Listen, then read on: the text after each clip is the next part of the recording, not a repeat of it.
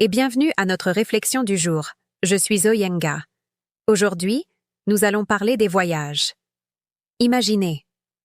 Paris, 2 heures du matin. Un taxi file sur les quais de la Seine. À l'intérieur, Élise serre son sac contre elle. Son voyage a commencé par un simple billet d'avion, un rêve d'ailleurs. Mais maintenant, c'est une fuite. Elle a quitté Antoine, son compagnon, mais aussi tous ses repères. Chaque gare, chaque hôtel, chaque aéroport devient un labyrinthe où elle cherche désespérément des réponses. Le monde lui semble immense, mais en réalité, chaque visage croisé porte un écho de son passé. À l'aéroport de Madrid, une note est glissée sous la porte de sa chambre. « Tu ne peux pas fuir tes choix. » Son cœur s'emballe. Quelqu'un la suit? Ou est-ce simplement sa propre conscience, incapable de se libérer? Les rues illuminées de la ville ressemblent à des pièges, et chaque ombre dissimule un secret. Dans un café, un homme à l'allure mystérieuse, Javier, lui tend un petit carnet et lui dit « Pour comprendre, il faut tout noter. » Chaque page de ce carnet va raconter une rencontre, chaque nom, une inquiétude, chaque détail, un danger potentiel. Élise comprend alors que voyager, ce n'est pas seulement voir le monde. C'est affronter ce qu'on a tenté de fuir. Elle marche pendant des heures, suivant des ruelles étroites, observant les passants. Chaque lieu, chaque sourire, chaque silence est une trace de vérité à découvrir. Son sac se fait lourd, non pas de bagages, mais de souvenirs, de regrets, de décisions laissées en suspens. Le carnet lui impose des choix, écouter ses peurs ou s'y confronter.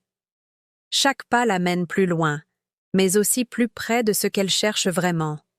Elle-même. Une fenêtre entr'ouverte, un rire au loin, un parfum familier. Le monde semble conspirer pour la rappeler à la vie qu'elle a laissée derrière. À Barcelone, elle prend un bateau. La mer reflète les lumières de la ville, comme un miroir de ses propres doutes. Chaque vague semble lui chuchoter. Les voyages transforment, mais ils révèlent aussi ce qu'on refuse de voir. Alors, elle note tout. Chaque sensation, chaque rencontre, chaque peur.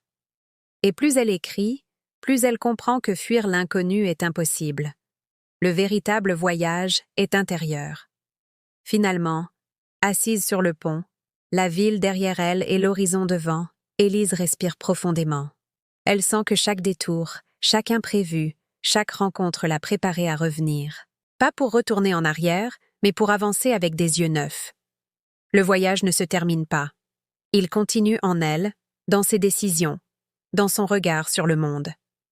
Elle sourit, sachant que l'inconnu n'est plus un danger, mais un guide. Et que parfois, le plus grand voyage n'est pas d'aller loin, mais de se retrouver soi-même. Les voyages sont une ouverture sur le monde et sur soi. Ils commencent souvent par un rêve, un désir d'ailleurs, une curiosité. Voyager, c'est quitter ce qu'on connaît pour aller vers l'inconnu, se détacher du quotidien pour se confronter à la nouveauté. Chaque voyage transforme celui qui le vit, un peu plus à chaque pas. Les paysages, les cultures, les langues élargissent notre regard. On apprend à observer, à écouter, à respecter ce qui est différent.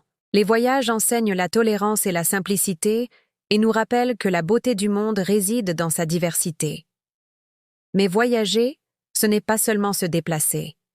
C'est aussi un mouvement intérieur, une quête de sens. Parfois, un simple changement de regard suffit pour se sentir ailleurs. Les voyages marquent nos mémoires de souvenirs précieux. Une odeur, une lumière, une rencontre, un silence. Ils nourrissent l'âme de découvertes et d'émotions vraies. Même les difficultés sur la route deviennent des leçons de vie, car chaque détour, chaque imprévu fait grandir le voyageur. Le retour, lui aussi, fait partie du voyage. On revient toujours différent, plus riche d'expérience et d'humanité. Les voyages ne terminent jamais vraiment. Ils continuent en nous.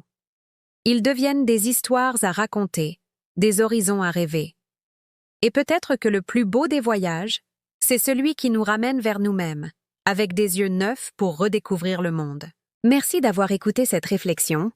N'hésitez pas à partager vos propres expériences de voyage dans les commentaires.